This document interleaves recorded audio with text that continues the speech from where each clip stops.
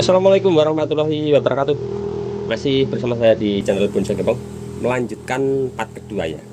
Setelah kemarin sore saya lakukan dongkel bahan bonsai sancang di lahan ground punyanya Mas Jempon yang bertempat di seputaran Weru ya, Sukoharjo Selatan.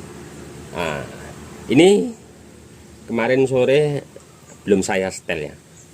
Ini saya antisipasi, kita nggak tahu nanti seperti apa dalam batang bahan bonsai. Ada 2 batang ini saya rendam pakai air starban ya. Ini bertujuan untuk mengantisipasi hama pada batang bahan bonsai sancang, entah itu terbiasa ulat ya, biasa di dalam batang sancang ada ulat. Ini saya rendam, kita antisipasi ya. Itu yang pertama. Yang kedua, jangan takut ini nanti gagal kita tanam nantinya ya. Saya pernah praktekkan seperti ini, saya rendam semalam, paginya baru saya tanam. Nanti proses seperti ini bisa teman-teman simak, linknya di bawah deskripsi. Saya pernah tampilkan hal seperti ini. Nah, ini untuk mengantisipasi hama yang ada pada batang bahan bonsai sancang dongkilan, karena sangat rentan sekali bahan bonsai sancang. Dan untuk teman-teman apabila melakukan pembesaran di lahan ground, ada uret ya, biasa dipanggilnya uret atau ulat batang. Untuk pembesaran saya juga sudah berbagi untuk teman-teman, tidak perlu lakukan dongkel, kita bisa basmi. Nanti bisa teman-teman simak di bawah deskripsi, saya nanti lampirkan linknya, atau teman-teman nanti bisa komen-komen di bawah deskripsi, atau bisa chat lewat nomor kontak WA saya di bawah ya. Nanti saya akan berbagi untuk teman-teman. Oke, untuk langkah berikutnya saya mau lakukan penyetelan bahan ini, terus nanti saya sikat, kemudian akan saya lakukan tahap berikutnya. Dan untuk media tanam sendiri, bahan dongkel seperti ini nanti teman-teman simak di video berikutnya, setelah nanti saya lakukan untuk setel. Dan beberapa ini akarnya belum rapi ya.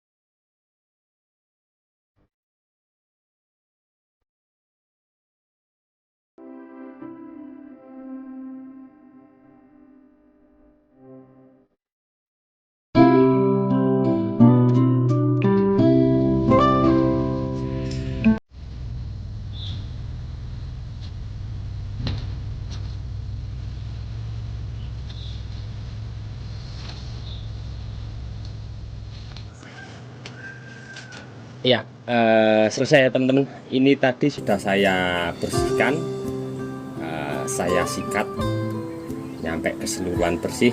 Untuk media tanam yang ikut dari bahan dongkel awal, saya bersihkan keseluruhan total. Terus sudah saya setel sedemikian rupa dengan pemotongan akar sedikit mepet ya. Terus untuk tahap berikutnya di sini saya setel agak tinggi dulu untuk antisipasi nanti tumbuh titik tunasnya turun ya. Keseluruhan setelah saya lakukan penyetelan, bekas gergaji saya lakukan membersihkan pakai sederhana ya, karter. Setelah itu saya semprot cuci lagi, kemudian saya jemur biar kering. Setelah kering saya ambil, saya kasih salep kambium. Nah di sini setelah pemberian salep kambium saya jemur lagi biar nyampe kering. Nah ini sudah kering ya. Setelah seperti ini untuk kedua bahan siap untuk kita tanam. Oke, kita langsung menuju ke media tanam yang ini. Saya kemarin dapat sangat seperti yang saya inginkan ya, recommended sekali untuk media tanam ini. Kita langsung menuju ke media tanamnya seperti apa. Untuk material media tanam ini terkhusus untuk bahan bonsai dongkel, entah ID bahan bonsai apapun ya, intinya untuk dongkel ataupun media tanam stek ya. Oke, langsung saja kita lihat media tanamnya seperti apa.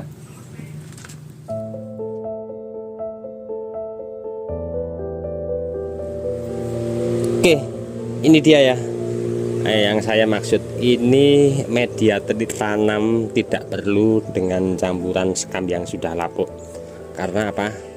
Di sini tekstur media tanamnya poros sekali. Kita nanti bisa buang kerikil yang agak sedikit besar. Tapi kalau untuk di lahan ground langsung, di dinding ground, ini kita pakai enggak apa-apa ya.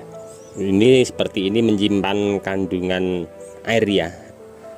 Airnya akan awet ke pori-pori batu. Kita sedikit lihat mendekat ya untuk materialnya. Nah, terlihat sangat poros sekali ya. Oke teman-teman, seperti ini yang saya maksud untuk media tanam. Ini selama ini yang saya tunggu-tunggu ya untuk media tanamnya seperti ini. Oke teman-teman, saya mau langsung lakukan untuk tanam.